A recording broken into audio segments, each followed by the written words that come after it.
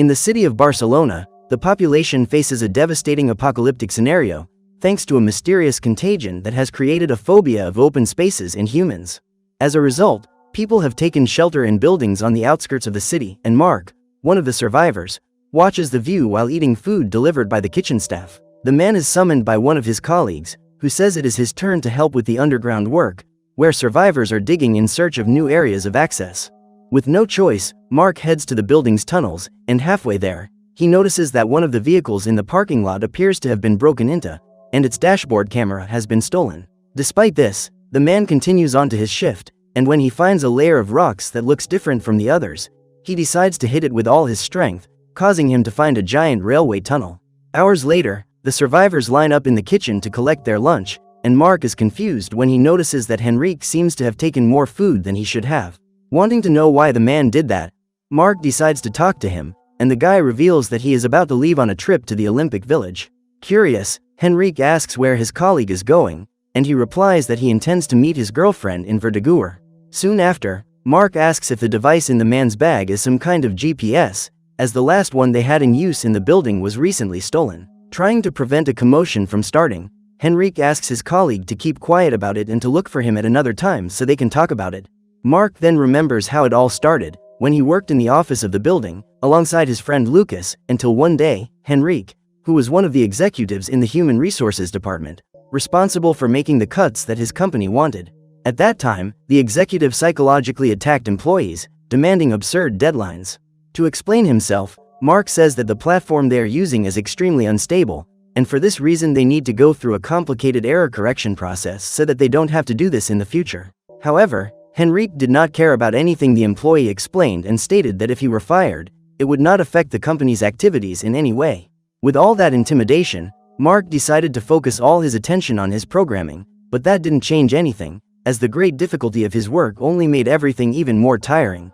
After a few hours of work, the man goes to meet his girlfriend, who is excited to see him again. During their conversation, Julia says she would like to expand their family and talks about the idea of having a child. However, Mark disapproves of the idea, since his job has become very unstable, and they could face major problems if he were to be fired. This response disappoints Julia, and after a few minutes, the couple goes to bed. The problem is that Mark can't fall asleep, so he decides to go to the living room to watch some television. While doing so, the man comes across a breaking news story on the news, where the journalist tells the story of a young man who decided to end it all after spending a few months confined to his home. Before leaving, the young man recorded a video in his room, where he revealed that for some strange reason, he could no longer leave the house, even if he tried. After that, the young man ended his speech seconds before firing the shot, and the next day, while the employees talk about what they just watched, Mark notices that Rovira is behaving strangely. Realizing he is being watched, the man decides to leave, and this attitude makes Mark even more suspicious that something is wrong. Back in the present, Henrique meets with Mark in one of the rooms in the building and asks him about the GPS again, saying he needs help getting to his girlfriend's house. Irritated, the executive says that the man can find his way using the GPS on his cell phone, but he replies that this will not be possible, since all the signal towers were shut down after the outbreak. In addition, Mark explains that he has a backpack full of items that Henrique will need if he wants to travel around the city, and says that they can exchange those items for a ride to his girlfriend's house. However, upon discovering that the survival items were delivered by Rovira, the executive refuses to accept them. Outraged, Mark states that he has not heard from his girlfriend in over 3 months, and besides not being sure if she is alive, he has no way of rescuing her without help, since her house is very far away. The man then prepares to leave, and moved by what he has just heard, Henrique asks him to come back and accepts the deal. Mark says goodbye to Lucas in the building's parking lot, and the pair agree to meet again sometime in the future. After that, Mark and Henrique set off through the tunnels toward the sewers, and suddenly, they hear gunshots coming from the parking lot they just left. A few miles ahead, the survivors cross a large subway station, where they encounter hundreds of other survivors sharing the same space. While trying to pass through the place without being noticed as outsiders, Henrique ends up having his backpack stolen by a young criminal. Enraged, the pair chase the thief to try to recover their belongings, but the young man is extremely agile and uses parkour maneuvers to get even further away from them. Soon after, when he realizes he is about to be caught, the young man knocks over a can that was being used as a fire, starting a small fire that delays the men. Despite this, after a few minutes of running, the criminal finds himself with no way out and goes to a group of men, who rush to protect him. Realizing that they are outnumbered, Henrique explains what just happened, but the group leader says that he is his younger brother. Trying to calm the situation, Mark explains that all they want is to get the backpack back, and as soon as they do, they will leave. However, the leader does not allow this to happen, and after revealing that he was a police officer before the outbreak, he takes out his gun and orders the pair to kneel. After that, the man discovers the GPS the survivors were carrying and asks what else they have in their pockets. At that moment, Henrique notices that the electricity is beginning to fail, and whispers to his partner to get ready to retrieve the GPS as soon as he gives the signal. Within seconds, the station suffers a blackout along with the rest of the city, and Henrique takes advantage of the criminal's distraction to run towards the leader, starting a hand-to-hand fight between the two. At the same time, Mark attacks the police officer's brother, and as soon as he manages to retrieve the GPS, he runs for cover. Using all his strength, Henrique wins the fight for his opponent's weapon, and after eliminating him, the executive makes a move to neutralize the remaining criminal. Now that they have managed to escape the ambush, the pair run through the crowd, and no matter how hard they try to find their targets, the criminals cannot see them. After that, the pair set off through the city during the blackout, so as not to waste another minute at that station. Back a few months ago, just before the chaos began, Mark returns to his building as usual, and remembering the news report he saw the day before, he decides to visit his neighbor, since he has never seen the man leave his apartment. However, even after knocking on the door a few times, the programmer is not answered, and noticing that the door is open, he enters to look for his neighbor. While Mark is disgusted by the state of the apartment, he is surprised by the man, who questions why he entered. Wanting to calm him down, Mark asks why he never sees his neighbor outside his apartment, and the man explains that he is no longer able to leave that place. This answer leaves Mark thoughtful, and later, an aggressive argument begins in the building's office. Confused, the programmer asks what is going on, and Lucas replies that Rovira is being fired, as the bosses have discovered that the man was sleeping in the building. Upon hearing this, Mark realizes that his colleague may be suffering from the same thing as the young man on the news, and runs to prevent him from being taken outside. However, the employee is unable to arrive in time, and as soon as he walks through the door, Rovira begins to collapse. In a panic, the security guards leave the man on the floor, and Mark yells for them to help him carry him inside. Despite this, Rovira loses his strength in a few seconds, and after taking the man's belongings from the locker, Mark returns home, where he is comforted by Julia. Back in the present, the survivor wakes up at the station, and after reuniting with Henrique, they head toward the next tunnel, where they open a manhole to access a safe exit without having to go outside. Sometime later, Mark notices that they are just below his building and decides to prepare the gas cylinder to create an explosion in the tunnel, as this will give them access to his home. The problem is that because his hand is injured, Henrique is unable to hit the tank with his weapon, and Mark tries to help him. Thanks to this, the pair cause a huge explosion, which throws the survivor away and damages his hearing a little. After recovering from the impact, Henrique approaches Mark, and excitedly, he helps him up so that together they can cross the hole that has been opened. As soon as they reach the building's lobby, the men begin to climb, and encounter dozens of survivors scattered across the floors. Upon reaching his girlfriend's apartment, Mark notices that the place appears to have been broken into and attempts to destroy the door with Henrique. At that moment, a man tries to stop the pair, but Mark bites his hand, causing him to retreat. Soon after, the survivors invade the apartment, and before Henrique can eliminate the man, he is saved by his daughter, who asks everyone to try to calm down. Realizing that the girl is the only one who knows his language, Mark asks where Julia is, but the young woman replies that the place was empty when they arrived. To be sure, the men ask to check the apartment, and during the investigation, Mark finds some papers with ultrasound results, revealing that his girlfriend was pregnant. Upon discovering this, the survivor remembers the day he and Julia ended up fighting over this issue, since in the past, he claimed that anyone who tried to have a child in the current world was nothing more than a lunatic. This attitude left the woman completely shaken, and after a big argument, she locked herself in the bathroom so they wouldn't have to continue with it. Wanting to prevent the situation from getting worse, Mark left for work and noticed that there was almost no one else walking on the streets. As soon as he arrived at the office, he decided to call his girlfriend to apologize, but her friend answered and told Mark to leave her alone.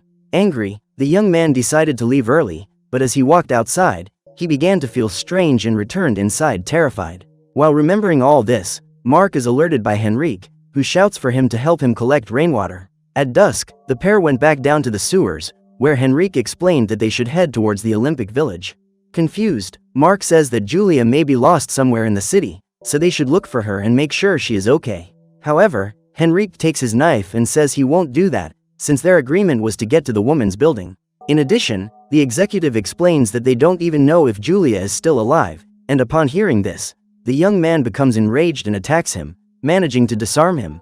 Henrique then knocks Mark to the ground, and thanks to the fall, the flashlight ends up being destroyed.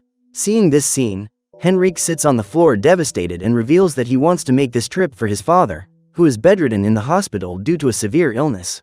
The executive then states that they had made an agreement and gets up to continue his journey, waiting for Mark to accompany him. Realizing that he is not the only one searching for a family member, the survivor decides to accompany Henrique, and together they reach another staircase that leads to a kind of abandoned church. While exploring the place, the men find human remains on the floor, and at that moment, a giant brown bear emerges from the darkness. Terrified, the survivors run through the church while trying to avoid the predator's attacks, and when he notices that Henrique is cornered, Mark attacks the animal with his spear. Taking advantage of the bear's distraction, the executive picks up one of the torches on the floor and reunites with his friend, but the pair are quickly surrounded once again. Noticing that they are right in front of the exit door, Mark realizes that they need to act and yells for Henrique to throw the torch away. Although confused, the man obeys the order, and at that moment, the bear leaps to attack its targets. At the same time, Mark positions his spear against his shoe, giving him enough stability to pierce the predator's body, which falls to the ground lifeless. After that, the pair light a fire to eat the bear's meat, and hours later, they continue through the tunnels, where they encounter a group of survivors. Wanting to know why they are traveling, the family asks where they are going, and upon revealing that they are going to the Olympic Village Hospital, Henrique notices a strange reaction in the group. They then reveal that there are rumors that the hospital has been destroyed, as a major fire occurred recently. Upon hearing this, Henrique runs desperately through the tunnels, and after entering one of the buildings, he goes to the top floor, where he observes the city from the highest window. Concerned about his friend, Mark decides to follow him, and as soon as he arrives at the apartment, he comes across the hospital completely destroyed by flames. Tired of it all, Henrique throws a chair at the glass and climbs out the window to jump, saying that there is nothing left to do but crawl through the sewers. Mark quickly runs to stop the man from ending it all, but he says he has no reason to continue in that world and hands his packet of seeds to the survivor. Henrique explains that from now on, their deal is done, so the man no longer needs to help him. Finally, the executive asks Mark to go rescue his girlfriend and son, and realizing that he is right, the survivor leaves, setting off in search of his wife. Hours later, the man arrives at an abandoned shopping mall and decides to check the store where Julia worked, without even noticing that he is being watched by a group of people. Upon arriving at the location, Mark finds nothing but the body of a woman who appears to have been attacked with a blade. When he is about to give up, the survivor finds a note left by Andrea, Julia's friend, saying that they would take shelter in the supermarket. So Mark sets off to find the pair and is surprised by a group of survivors who begin to interrogate him. Trying to avoid any conflict, the man shows them Julia's photo and explains that he is looking for his girlfriend, who is a few months pregnant. Upon hearing this, Carlos, the leader of the survivors, orders them to check the latest people rescued recently and asks Mark to wait a few minutes. However, while waiting, the man begins to hear something moving in the darkness, and when he lights his lighter, he is startled by a young man hiding in the shadows.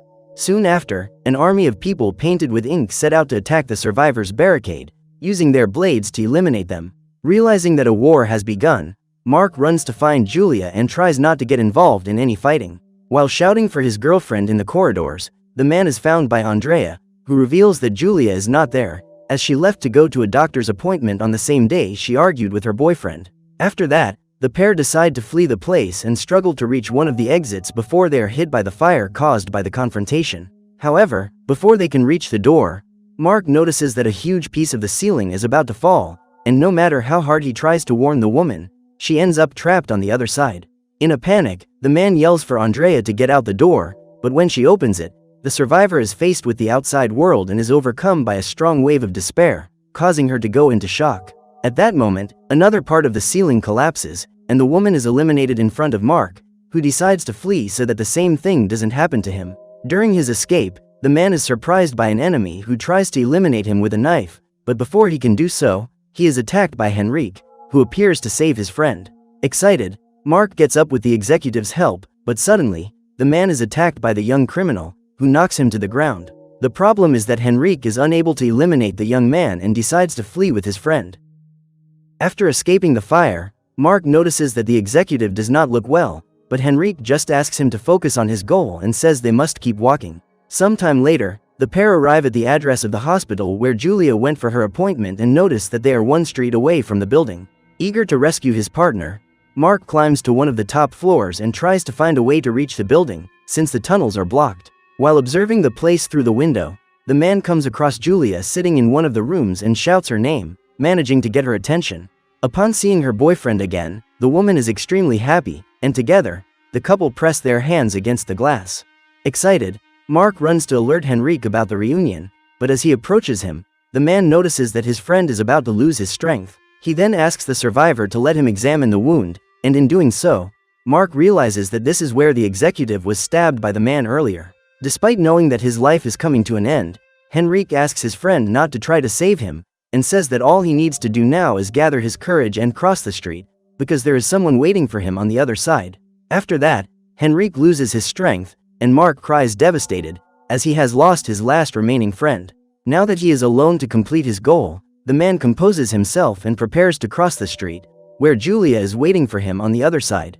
After opening the door, Mark feels a wave of despair wash over him, but this does not intimidate him, and he tries to endure the symptoms as he walks toward the building. Halfway there, the survivor's ear begins to bleed, and feeling his strength being drained more and more, he begins to lose his balance.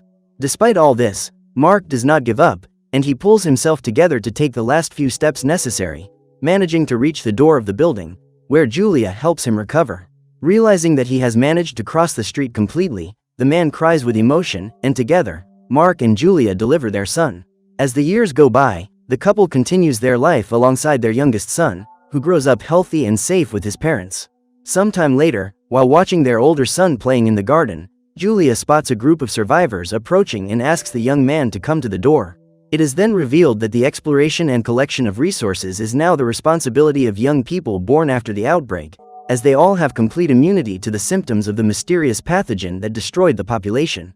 As they watch their son leave on yet another mission, Mark and Julia feel relieved, knowing that from now on, the world has new hope. So what did you think of this movie? Leave it in the comments below. And if you liked the video, like and subscribe for more movie recaps. See you next time.